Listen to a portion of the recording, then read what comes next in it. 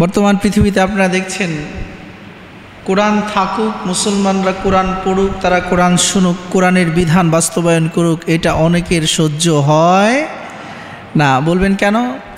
এই যে এই সপ্তাহের ঘটনা, আমেরিকার টেক্সাসের গভর্নর মহিলা একজন, সে কোরআনকে একটা কাঠের উপর রেখে ফায়ারিং গান দিয়ে কোরআনের মধ্যে আগুন লাগাই দিছে। নাউজুবিল্লাহ মিন যালিক। বলুন তো, আগুন লাগায় কি কোরআনকে পৃথিবী থেকে নিঃশেষ করা যাবে? যদি আগুন লেগে ধ্বংস হয় পৃথিবীর সব বইয়েরও দোকান, তবু বিশ্ব থেকে হারাবে না কখনো পবিত্র কোরআন।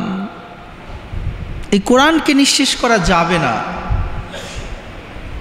কোরআনকে নিঃশেষ করা সম্ভব নয়। এবং কোরআনের সংরক্ষণ পদ্ধতিকে রব্বুল আলামিন কাগজের মাঝে রাখেনি নেই। কাগজ দিয়ে কোরআন সংরক্ষণ, পাতা দিয়ে, কাষ্ঠ ফলক দিয়ে, পাথরের মাঝে খোদাই করে কোরআন সংরক্ষণ, এটা পৃথিবীর 103খানা কিতাবের ক্ষেত্রে আল্লাহ পাক করেছেন। কিন্তু 104 নম্বর কিতাব, চূড়ান্ত কিতাব, মানব জাতির জন্য কিয়ামত পর্যন্ত আনেওয়ালা সকল মানুষের হিদায়েতের বার্তার বাণী, কোরআনকে আল্লাহ পাক সংরক্ষণ করেছেন মানুষের বুকে আর সিনায়। এই জন্য রব্বুল আলামিন বলে দিলেন, যালিকাল কিতাবু লা রাইবা ফীহি হুদাল লিল মুত্তাকিন। এই কিতাব, এর মাঝে কোনো সন্দেহ নাই, মুত্তাকিনদেরকে চিরসুখের জান্নাতের, পৃথিবীর মাঝে সুখ লাভের অনন্ত মতবাদ আমাদেরকে প্রদান করে যেই মহাগ্রন্থ, সেই কিতাবের নাম কি? আল কোরআন।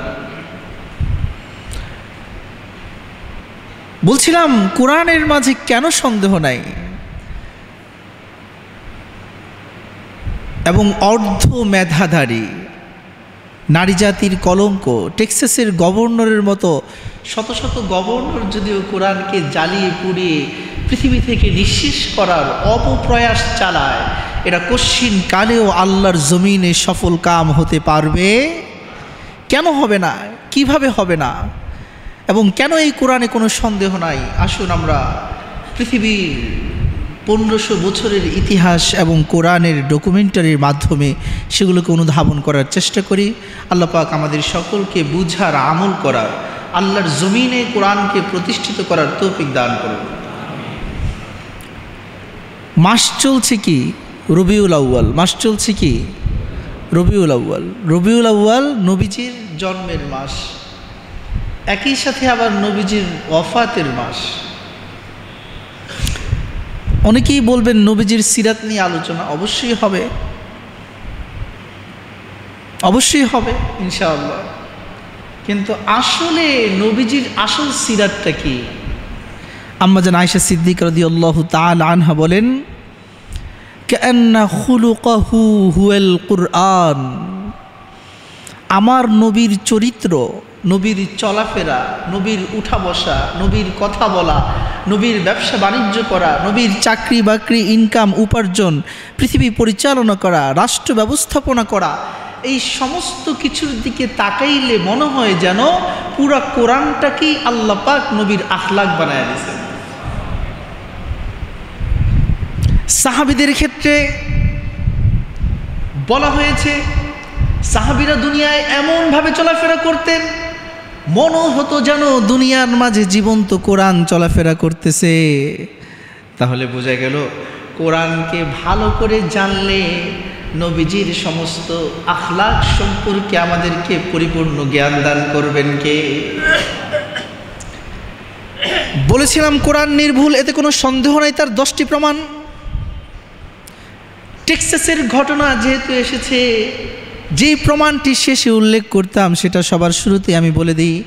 রব্বুল আলামিন পবিত্র কোরআনে ঘোষণা করেছেন, ইন্না নাহনু নাযালনা যিকরা ওয়া ইন্না লাহু লাহাফিযুন। রব্বুল আলামিন বলছেন, নিঃসন্দেহে আমি কোরআনকে নাজিল করেছি। এই কোরআনকে নাজিল করেছেন কে? আল্লাহ পাক। নাজিল করে ক্ষান্ত হয় নাই। ইতিপূর্বে তাওরাত, জাবুর, ইনজিল অনেক কিতাব দিয়েছি, কিন্তু ইহুদি, খ্রিস্টান, সাবিঈরা এরা তাদের কিতাবগুলোর কথামালার মাঝে মানুষের বক্তব্যকে ঢুকায় দিছে। মানব জাতির বিভিন্ন কথাবার্তা কি করছে? ঢুকায় দিছে। ফলে কোনটা আল্লাহর কালাম আর কোনটা মানুষের কালাম, এটা সাধারণ মানুষের জন্য এবং ওদের আলেমদের জন্য বোঝা কি হয়ে গেছে? কঠিন হয়ে গেছে। রব্বুল আলামিন বললেন, পৃথিবীর সকল জাতিগোষ্ঠীরা তাদের ধর্মগ্রন্থ আমার দেওয়া হেদায়েতের বাণীগুলোকে নষ্ট করে ফেলেছে, পরিবর্ধন সাধন করেছে। কিন্তু আমি শেষ নবীর জন্য যে কোরআনকে পাঠালাম, এই কোরআন এমন এক বিস্ময়কর গ্রন্থ, যেই কিতাবকে নাজিল করে আমি রব্বুল আলামিন ক্ষান্ত হই নাই, বরং কিয়ামত পর্যন্ত এই কোরআনকে সংরক্ষণ করার দায়িত্ব আমি খুদ রব্বুল আলামিন গ্রহণ করলাম। ওয়া ইন্না লাহু লাহাফিজুন। কিভাবে সংরক্ষণ করবেন? দেখেন, বর্তমান পৃথিবীতে কোরআন মুখস্থকারী হাফেজের সংখ্যা কত? সারা পৃথিবীতে সবচেয়ে বেশি গুরুত্বের সাথে, এটা আপনাদের জন্য গর্বের বিষয়, সবচেয়ে বেশি গুরুত্বের সাথে, তানজিম এবং নিয়মের সাথে কোরআন মুখস্থ করা হয় বাংলাদেশ, ভারত, পাকিস্তান, এই 3 দেশ। উপমহাদেশের মাঝে কোরআনকে মুখস্থ করার সিস্টেমটা সবচেয়ে শক্তিশালী। আরব বিশ্বের মাঝে যে সকল বাচ্চারা মেধাবী, তারা সকালে একবেলা অথবা সন্ধ্যায় একবেলা ক্লাস করে কোরআন কি করে? মুখস্থ করে। সবাই কোরআন মুখস্থ করে না। এবং সারা পৃথিবীতে কান্ট্রি হিসাবে সর্বাধিক হাফেজের সংখ্যা বাংলাদেশে।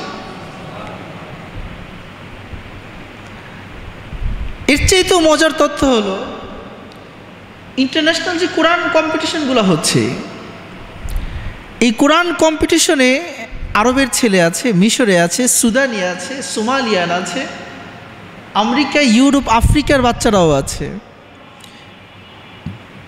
কিন্তু এই সমগ্র পৃথিবীর মাঝে সর্বাধিক যেই কান্ট্রিগুলো পুরস্কার বিজয় অর্জন করছে, সেটা কোন দেশ? বাংলাদেশ। প্রত্যেক বছরেই দেখেন যে কয়েকটা পুরস্কার এখন আসতেছে। কথা বলেন ঠিক কিনা? উপমহাদেশের মাঝে ব্রিটিশরা শাসন করে